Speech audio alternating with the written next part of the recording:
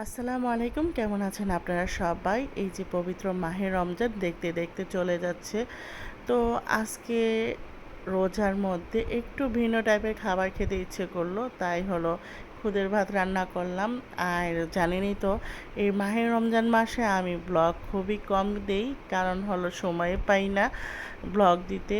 আর কাজটা একটু বেশি থাকে, ইবাদতটা একটু বেশি থাকে, তাই বেশি একটা আপনাদের সময় দিতে পারি না, তাই নতুন নতুন ব্লগও নিয়ে আসতে পারি না। যাই করি তাই টুকিটাকি আপনাদের সাথে শেয়ার করার চেষ্টা করেছি আজকের ব্লগে। আজকে ইফতারিটা একটু ভিন্ন টাইপের তৈরি করলাম, সেটা হলো ভোয়া ভাত, খুদের ভাত। আমাদের অঞ্চলে খুদের ভাত বলি, আর আপনাদের অঞ্চলে কী নামে বলেন অবশ্যই বলবেন।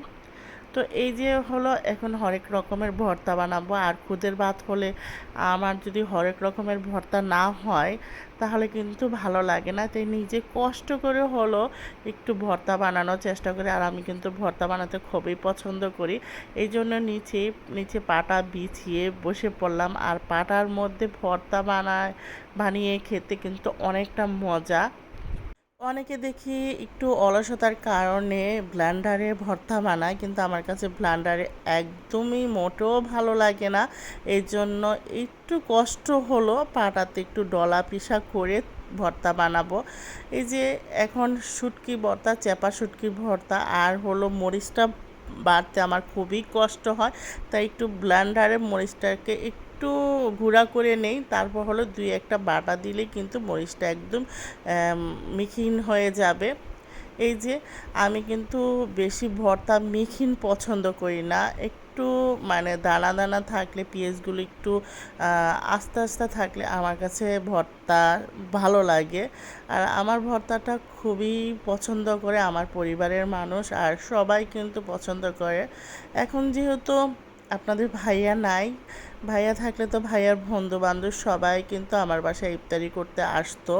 তারপরে ভাবছিলাম যে কোনো ভাজা পোড়া করব না, এদিক দিয়ে মেয়ে এসে বলল, মা একটু আলুর চপ বানিয়ে দাও। তো মেয়ে যেই বলা সেই কাজ। এই যে চলে আসলাম মেয়ের জন্য আলুর চপ বানাতে, কারণ যেহেতু মেয়েরা রোজা থাকে, সারাদিন কষ্ট করে রোজা থাকে, যদি একটু তাদের আবদারটা না পূরণ করি তাহলে কীরকম মা আমি, তাই না? তার জন্য মেয়ে যেহেতু আলুর চপ খাবে, আর আমারও একটু ইফতারির সময় হালকা একটু ভাজা পোড়া না হলে আমার ভালো লাগে না। রমজান রমজান কেন জানি মনে হয় না, তাই অল্প একটু খাই, বেশি খাই না ভাজা পোড়া, অল্প একটু খাওয়ার চেষ্টা করি। তাতেই কিন্তু শরীরের স্বাস্থ্যের জন্য অনেক খারাপ। কিছু করার নাই ভাই, বছরে মাত্র এক মাসেই রোজা, তার মধ্যে একটু ভাজা পোড়া আইটেম না করলে রমজান কিন্তু কোনোভাবেই মনে হয় না। তাই এই একটা মাস কমপক্ষে একটু ভাজা পোড়া তো খেতেই হবে, তাই না? তারপরে তো যত ডায়েট ইচ্ছে করব, এখন কোনো ডায়েট নো ডায়েট।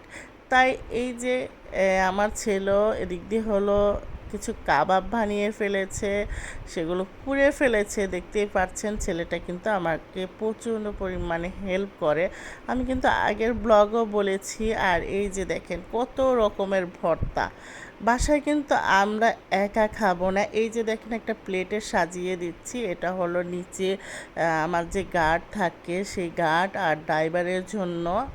প্রতিটা রোজা ইফতারি সবসময় কিন্তু আমার গার্ড আমার সাথেই খায়, যেহেতু আমার বাড়িটা পুরোটা আমার গার্ডে পাহারা দেয়, তাই আমি সবসময় ওকে নিজের ছেলের মতনই রাখি, এবং আমার বাসায় ওকে খাবারের অনুমতি দিয়েছি যে 3 টাইমই তুমি আমার বাসায় খাবে। তো একা মানুষ কি আর রান্না করবে, সাথে এখন ড্রাইভারও চলে এসেছে, তাই দুজনের খাবার দিয়ে